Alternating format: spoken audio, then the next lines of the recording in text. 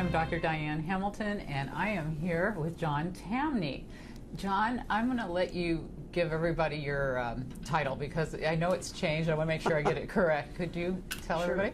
I'm a senior fellow in economics at Reason Foundation. I'm also editor of Real Clear Markets. I'm a senior economic advisor to Toreador Research and Trading.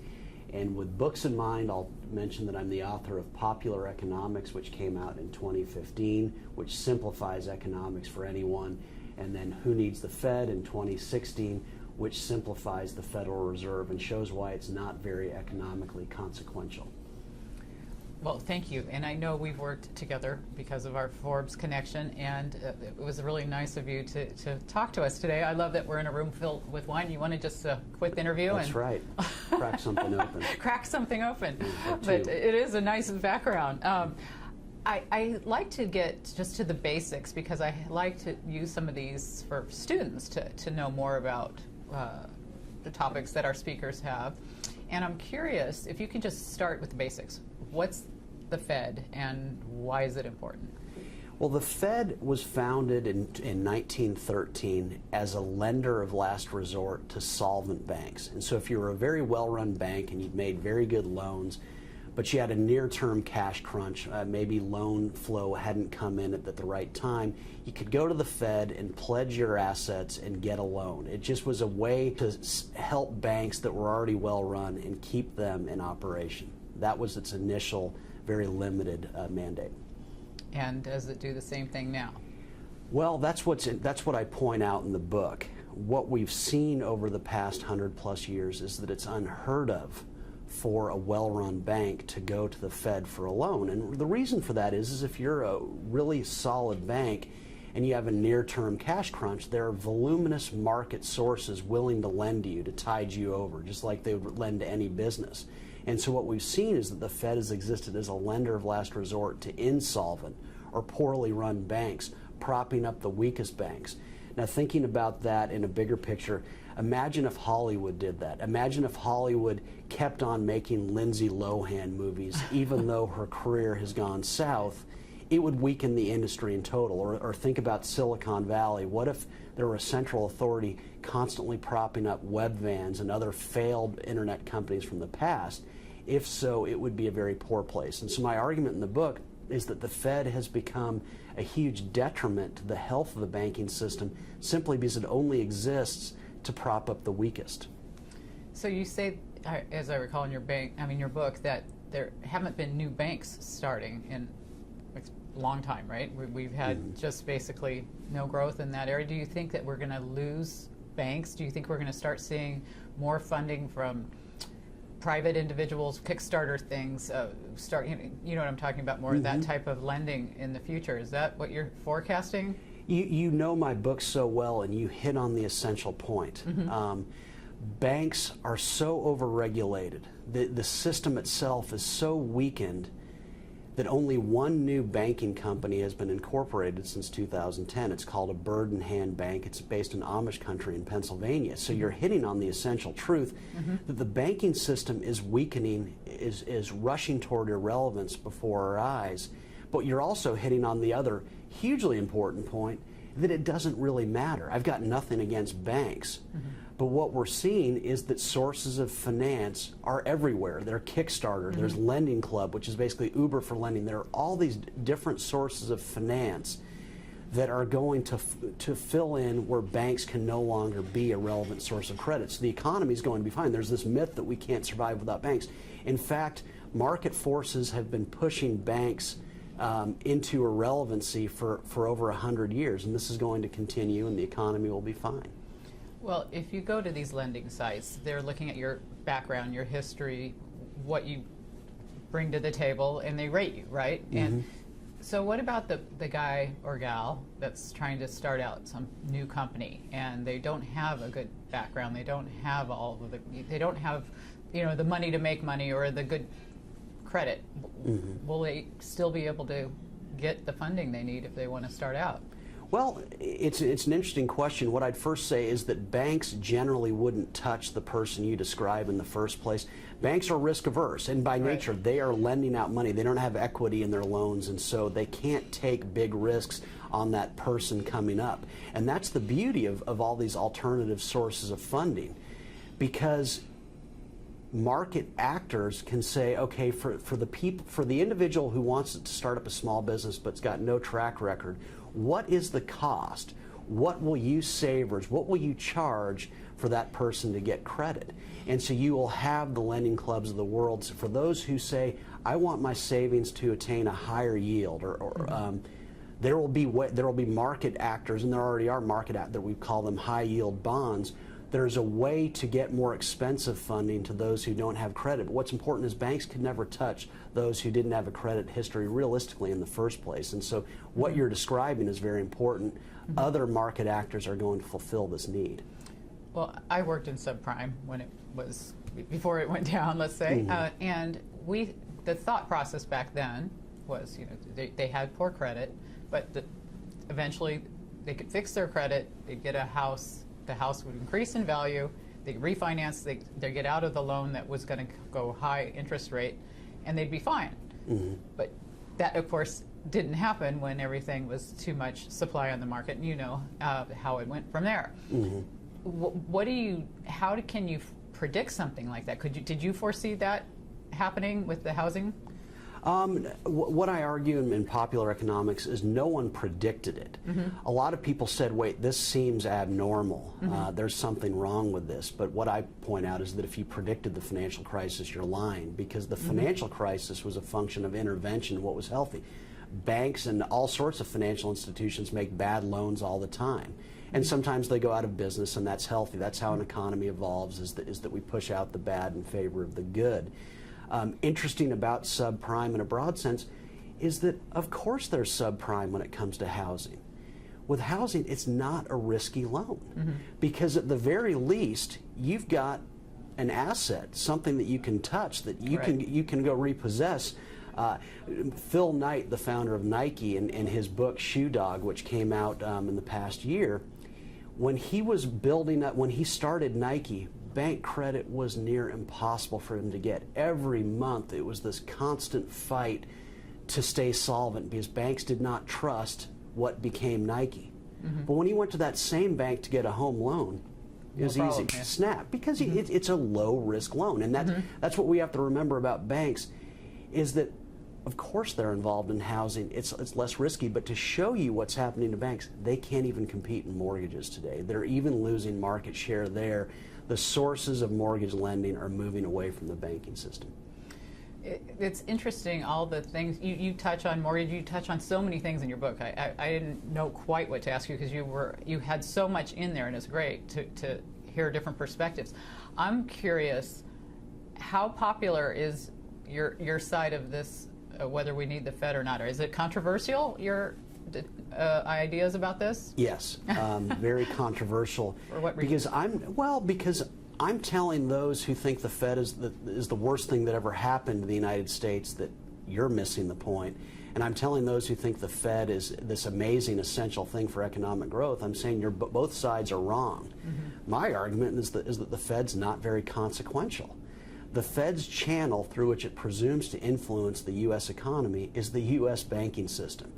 U.S. banks account for 15% of total lending, as I point out in the book, but that number is in free fall. And it's in free fall because banks are so overregulated today, they just are not competitive, dynamic sources of credit. And so with banks declining as a relevant source of credit, where's the Fed's influence?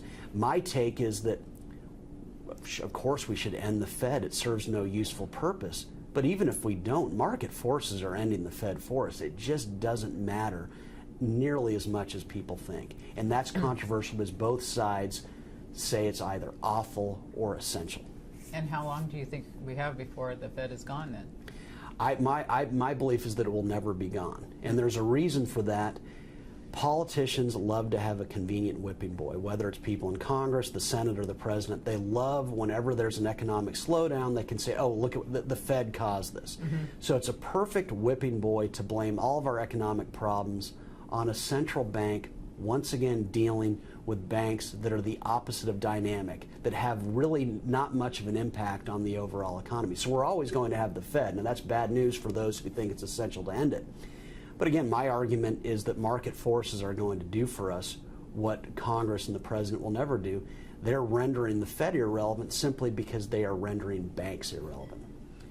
Well, you bring up a few things in the book that help, I think, make it a little more sexy to picture your argument and to tie people in to what they can relate to in terms of bringing in robots and Uber and Taylor Swift and to make it more to the common person could understand how to relate to it. What does Taylor Swift turning down the deal that Apple wanted to give away her music and that type of thing, what does that have to do with the Fed? It has everything to do with it because it has everything to do with credit. Basically, Apple Music offered new subscribers 3 months of free access to the music on the system, and Taylor Swift said, okay, you're welcome to do that. You just won't be streaming my music. You're not giving away my hard work for free. And it's a reminder that if you want to make borrowing accessible, if you want to make access to credit accessible, you've got to please those who have the credit in the first place, the savers first. Taylor Swift had access to the music, but if Apple was going to give it away for free, they weren't going to give away her music. Look at the Fed. The Fed, in its infinite unwisdom, when it wants to make credit easy, it lowers the rate to 0. That's the equivalent of saying to Taylor Swift, oh, we don't care the work you went into it, we're just going to give it away for free. And that's the equivalent of saying to savers, oh, you don't matter in this equation, we're going to give away your hard work for free.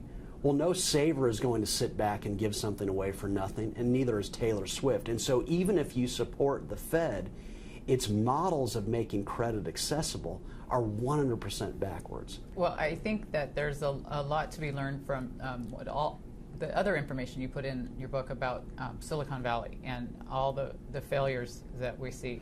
Now, did I read it correctly that you think failure is a good thing? That Yes. And the FailCon and all that was to promote what we learned from that, and why would FailCon end? And if you could touch on that a little bit, I'd like to.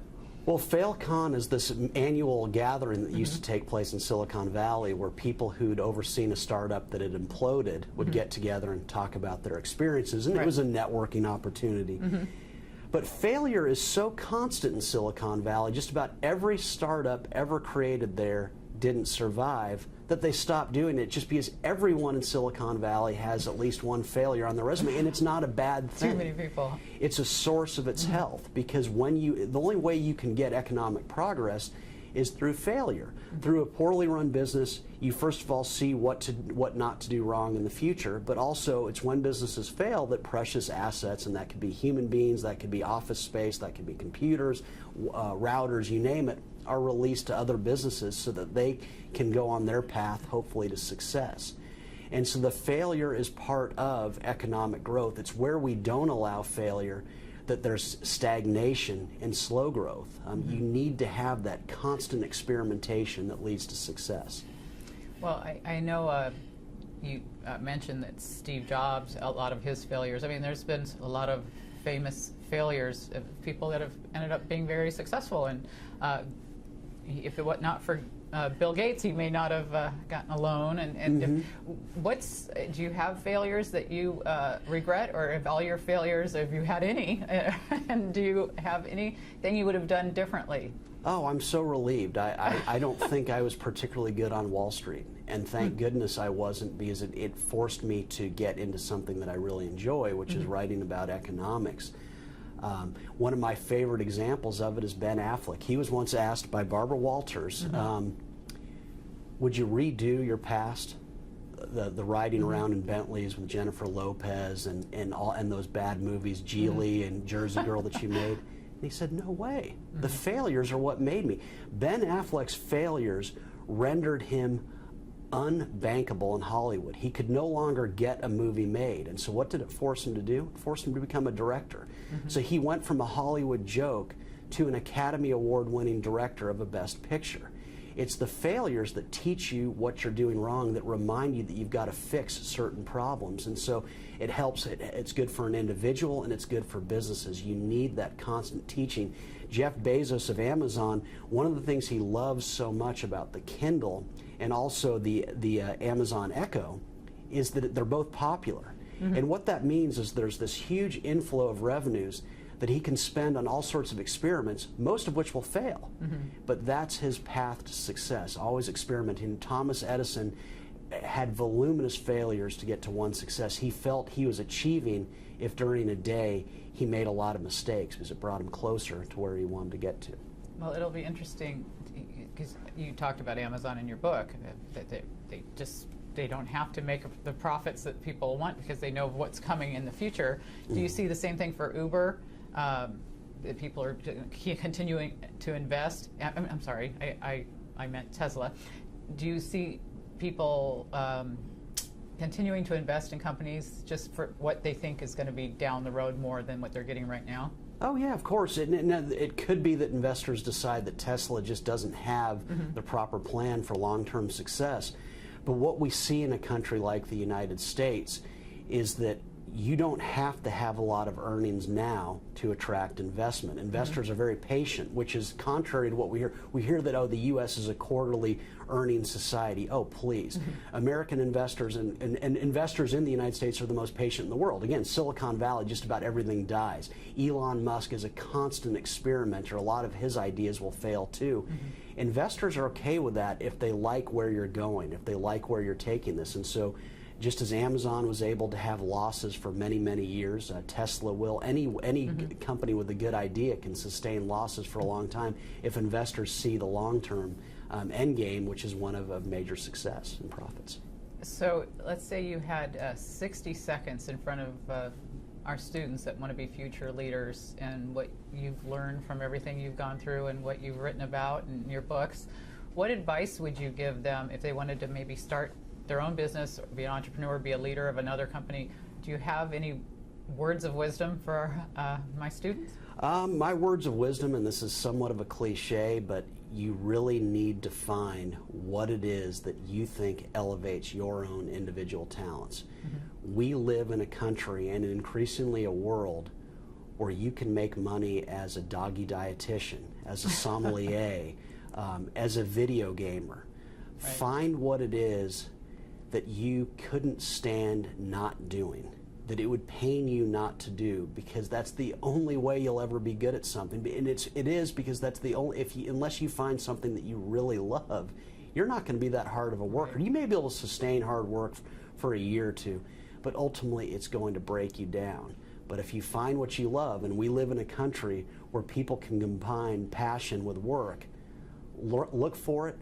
Maybe get fired a few times because you haven't found what it is, but find what that is that would pain you not to do, because then you'll never work again a day in your life. As cliched as that sounds, it is true.